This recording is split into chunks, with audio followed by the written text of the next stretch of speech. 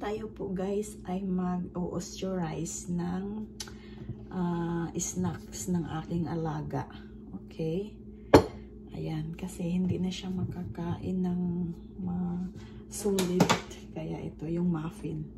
Yung muffin ang ating i-osteurize. And I will put milk. Okay? Ito yung muffin niya.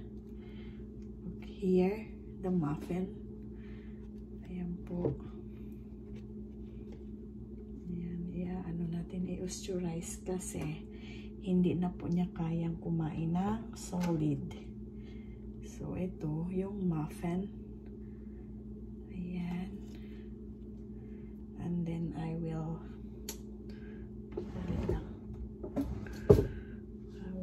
cut this one.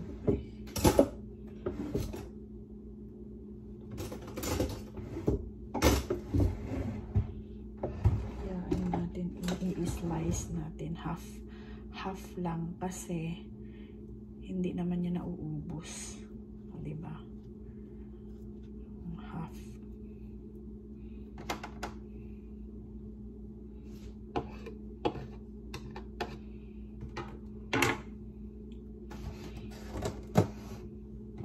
And then I will put milk para ano siya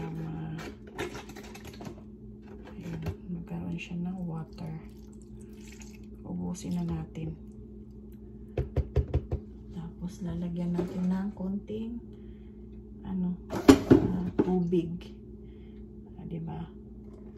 Paano natin lalagyan natin ng tubig para masimot yung milk. Diba? Ganun tayo guys. Lahat sinisimot. Okay. And then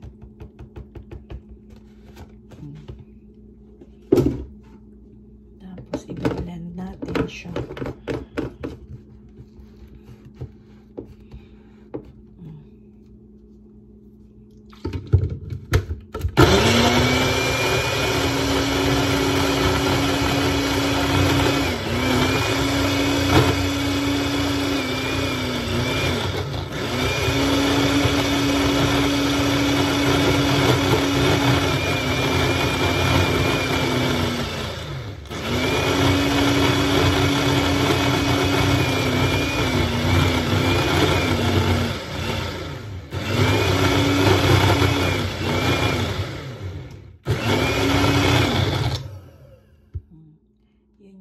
Snack mamaya.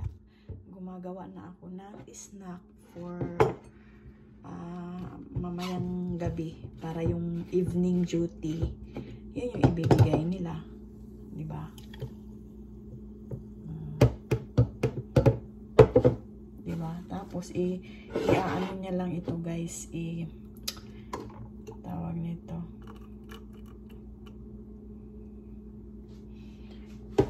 Akala niya coffee.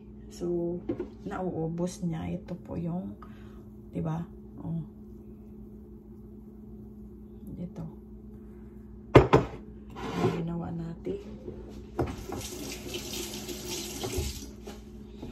Osteurize. Ayan guys po yung ating ginawa. Ayan, ayan. Oh. Diba? So, para siyang, para lang siyang milk. Ayan guys. So, bueno, bubusog na siya. Ayan. Yung snacks niya.